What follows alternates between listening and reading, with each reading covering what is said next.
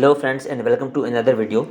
इस वीडियो के अंदर हम ऑब्जेक्ट ओरिएंटेड प्रोग्रामिंग के तकरीबन आखिरी प्रिंसिपल को हम डिस्कस करने वाले हैं। इससे पहले हमने ऑब्जेक्ट ओरिएंटेड प्रोग्रामिंग के 3 इंपॉर्टेंट पिलर्स यहाँ को डिस्कस कर लिया है। तो पॉलीमॉर्फिज्म को हम डिस्कस करेंगे, ये भी देखेंगे पॉलीमॉर्फिज्म होता क्या है और पॉलीमॉर्फिज्म अप्लाई करने के लिए जो दो टेक्निक होती हैं, ओवरलोडेड फंक्शंस और ओवर रिडन फंक्शंस, हम इन दोनों को बनाकर देखेंगे। तो सबसे पहले डिस्कस करते हैं कि पॉलीमॉर्फिज्म एक्चुअली है क्या। पॉलीमॉर्फिज्म वर्ड की मीनिंग है कि मैनी फॉर्म्स, एक ही फंक्शन आपके पास मल्टीपल फॉर्म्स के। पॉलीमॉर्फिज्म वर्ड की मीनिंग है मैनी फॉर्म, एक ही फंक्शन की आप मल्टीपल फॉर्म्स या शक्लें आप तैयार कर सकते हैं। तो ये एक ऐसी एबिलिटी है कि आपके पास एक ही फंक्शन डिफरेंट तरीके के साथ बनाया जा सकता है। तो दो कैटेगरीज हैं पॉलीमॉर्फिज्म की, उन दोनों कैटेगरीज को हम इसी वीडियो के अंदर कवर करेंगे। ओवरलोडेड और ओवर रिडन फंक्शन दोनों इसी वीडियो के अंदर हम कवर करने वाले हैं। तो सबसे पहले हम ज़रा देखते हैं कि ओवरलोडेड फंक्शन क्या होते हैं।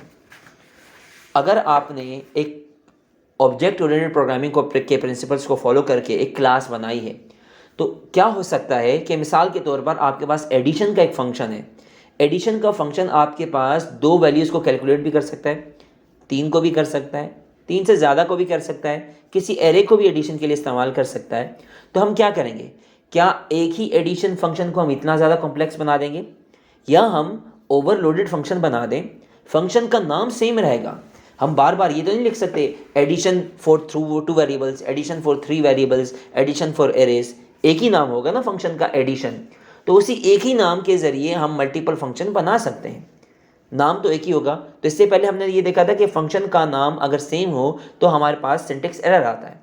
तो कुछ ऐसी टेक्निक्स होंगी, पॉलीमॉर्फिज्म की टेक्निक्स होंगी, जिनके ज़रिए फंक्शन का नाम तो सेम होगा मगर वो दोनों फंक्शन इस्तेमाल हो पाएंगे।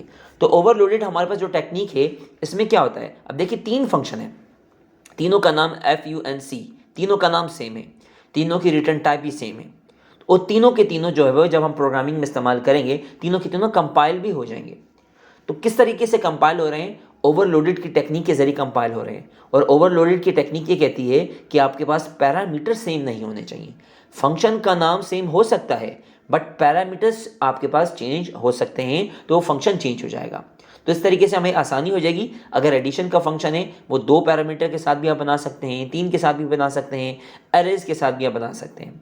तो ये ज़रा इस फंक्शन को देखें, एक ही फंक्शन है, यहाँ पे एक पैरामीटर को एक्सेप्ट कर रहा है, उसके अंदर कोई भी वर्किंग लिखी हुई है, ये हमारे पास फर्स्ट फंक्शन है। अब उसका ओवरलोडेड फंक्शन बन गया, जिसके अंदर फंक्शन तो सेम है मगर आप डेटा टाइप चेंज है, वेरिएबल की काउंट भी एक है मगर डेटा टाइप चेंज है।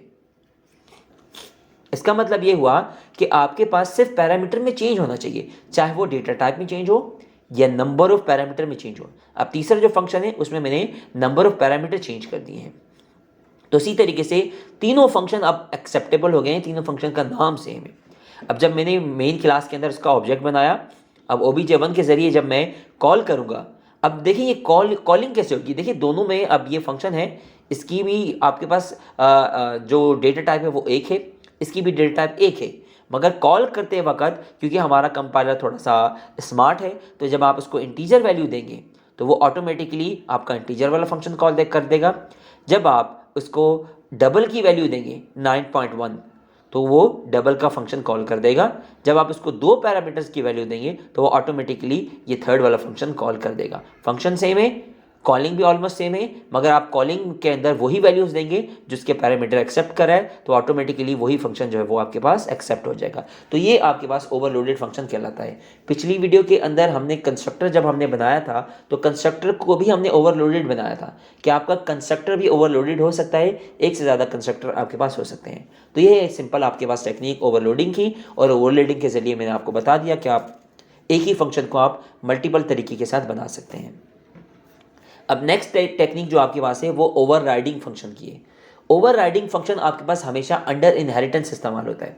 मिसाल के तौर पर आपके पास एक ही क्लास एनिमल, उसके कुछ काफ़ी सारे फंक्शन ऐसे होंगे, सिमिलर होंगे, जिसकी वजह से आपने इनहेरिटेंस की। ये इनहेरिटेंस की वीडियो के अंदर हमने डिस्कस किया है, इससे पिछली वीडियो के अंदर, कि जब हमने इनहेरिटेंस की तो इनहेरिटेंस करने का फ़ायदा हमें ये हुआ कि आपके पास प्रॉपर्टीज़ जो है वो दूसरी क्लास में इस्तेमाल की जा सकती हैं। मगर कुछ ऐसे फंक्शन भी होंगे जो दूसरी क्लास में जाके चेंज होने होंगे, तो उनके लिए क्या करेंगे? उनके लिए ओवरराइडिंग फंक्शन की टेक्निक इस्तेमाल करेंगे। अब ज़रा देखिए, मेरे पास एक फंक्शन था जिसका नाम था ईट। जब मैंने इसे एनिमल क्लास के अंदर बना दिया तो वो मेरे पास एक जनरल फंक्शन था, ठीक है। अब जब मैं एनिमल क्लास के जरिए जब मैं इसका ऑब्जेक्ट कॉल करूंगा तो ये वाला जो है फंक्शन कॉल होगा। जब मैंने इनहेरिटेंस की, इनहेरिटेंस करते वक्त अगर मैंने ये फंक्शन नहीं बनाया तो क्या होगा? स्टिल एनिमल का फंक्शन ही कॉल होगा। अगर मैंने ये फंक्शन यहाँ पे बना दिया सेम उसी नाम से, तो अब ये डॉग की क्लास के अंदर ये ओवर रिडन फंक्शन हो गया। तो जब मैं डॉग की क्लास में जब मैं ये फंक्शन कॉल करूंगा तो अब ये वाला फंक्शन कॉल होगा, ईटिंग मील। जब मैं एनिमल की क्लास से फंक्शन कॉल करूंगा तो अब ये वाला फंक्शन कॉल होगा। इनहेरिटेंस से, जैसे मैं आपको बता चुका था, इनहेरिटेंस से प्रॉपर्टी तो ट्रांसफर हो जाती है, मगर जब आप उसी नाम से दोबारा से ड्राइव क्लास के अंदर फंक्शन बनाते हैं तो वो ओवर रिडन फंक्शन कहलाता है। फंक्शन का नाम सेम होता है मगर वो दोबारा से पिछले वाले फंक्शन के ऊपर ओवरराइड हो जाता है। तो ये रही ओवरराइडिंग की टेक्निक, जिसको हमने सिंपल से अल्फाज में हमने डिस्कस कर लिया। तो यहाँ पे हमारे पास ऑब्जेक्ट ओरिएंटेड प्रोग्रामिंग के प्रिंसिपल्स हमारे पास यहाँ पे एंड हो जाते हैं। इस वीडियो के लिए इतना ही। नेक्स्ट वीडियो में हम कोशिश करेंगे कोई ना कोई एक छोटा सा प्रोजेक्ट बनाकर देखेंगे कि C++ प्रोग्रामिंग के तमाम प्रिंसिपल्स, ऑब्जेक्ट ओरिएंटेड प्रोग्रामिंग के तमाम प्रिंसिपल्स को हम किस तरीके से एक कंप्लीट एक प्रोजेक्ट के अंदर हम किस तरीके से इस्तेमाल कर सकते हैं। तो यहाँ पे हम अपने तमाम के तमाम प्रिंसिपल्स को एंड करते हैं। इस वीडियो के लिए इतना ही। वीडियो पसंद आई तो ज़रूर लाइक कीजिएगा। अल्लाह हाफ़िज़।